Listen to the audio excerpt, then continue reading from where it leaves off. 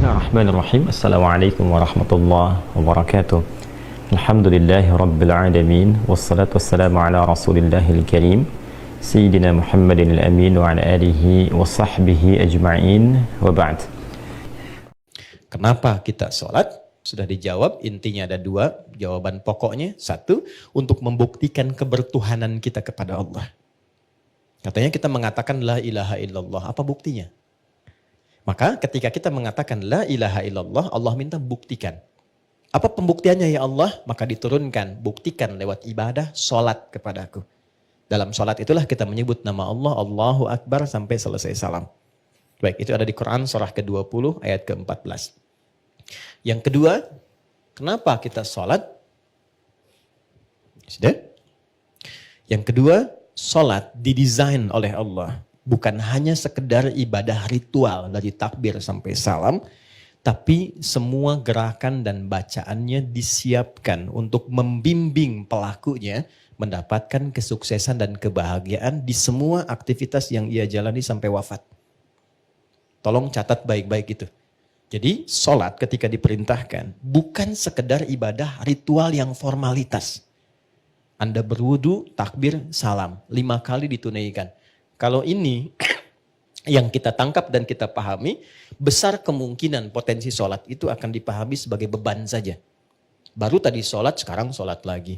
Ya kan? Kenapa sih harus 4 rakaat? Karena apa? Karena pesan-pesan atau hikmah yang berada di balik ibadah ini tidak dipelajari terlebih dahulu.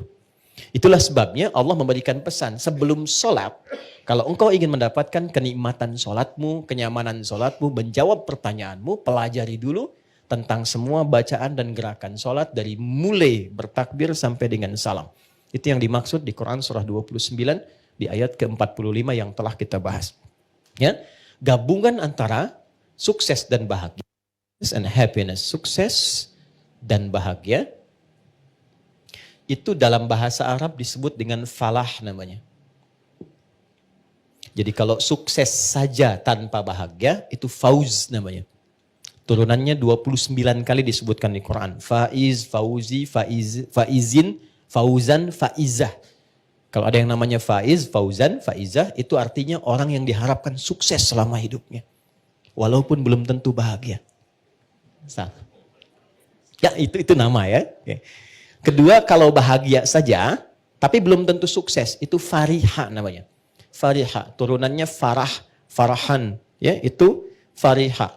Jadi kalau ada yang namanya farhan, farah, orang yang diharapkan bahagia selama hidupnya. Walaupun belum tentu sukses.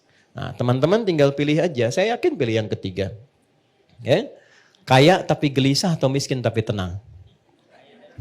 Oke. Kaya tapi tenang. Kalau Anda gabungkan kaya, sukses, dan tenang, bahagia, itu bahasa Arabnya falah namanya. Falah. Nah, teman-teman masih ingat gak kalau kita mau sholat itu panggilannya disebut apa? Panggilannya disebut apa? Adzan kan? Adzan itu dari kata udhun, artinya telinga. Jamaknya adzan. Lafadz ini kenapa disebut adzan? Ingin memberikan kesan yang kuat. Hei, dengarkan oleh telingamu, tanamkan pada hatimu. Aku minta sholat bukan ingin membebani engkau supaya ruku dan sujud. Aku enggak butuh itu. Dan orang enggak sholat tidak akan menurunkan status Allah sebagai Tuhan.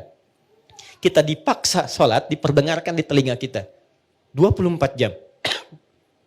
5 kali sehari. Hayya 'alas sholat. Ayo sholat. Apa tujuannya? Hayya 'alal falah. Jadi kalau teman-teman dengar azan, kalimat hayya 'alas shalah, ayo salat, dan Anda tanya kenapa saya mesti salat? Itu langsung dijawab oleh Allah lewat ya, suara muadzin itu. Hayya 'alal falah.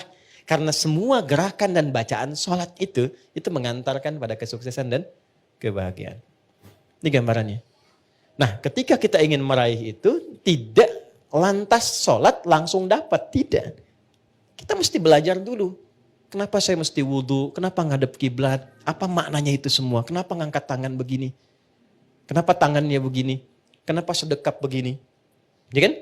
Itu semua ada maknanya. Karena itulah orang yang diajari oleh Nabi pertama kali ketika awal-awal dalam risalah Islam. Dengan sholat, bukan zakat, bukan puasa, bukan haji, bukan umrah, tapi sholat. Itu yang merubah hidup mereka dari jahiliyah menjadi sukses dan bahagia di setiap eranya. Khairu ummah. dengan turunnya Quran surah 3 ayat 110. Subhanakallahumma bihamdika nasyhadu an la ilaha illa anta nastaghfiruka wa natubu ilaik. Allahumma tubna ilaika taubatan nasuha ya arhamar rahimin. Ighfir lana dhunubana ya Allah kama ghafarta ibadakas salihin was salihat wa alhiqna ma'ahum ma'al ladzina an'amta 'alaihim minal nabiyyin was siddiqin was syuhada'i was salihin wa hasuna ulaika rafiqa. Wa sallallahu ala sayyidina Muhammad wa ala alihi wa sahbihi ajma'in. Wa akhiru da'wana alhamdulillahi rabbil alamin. Assalamualaikum warahmatullahi wabarakatuh.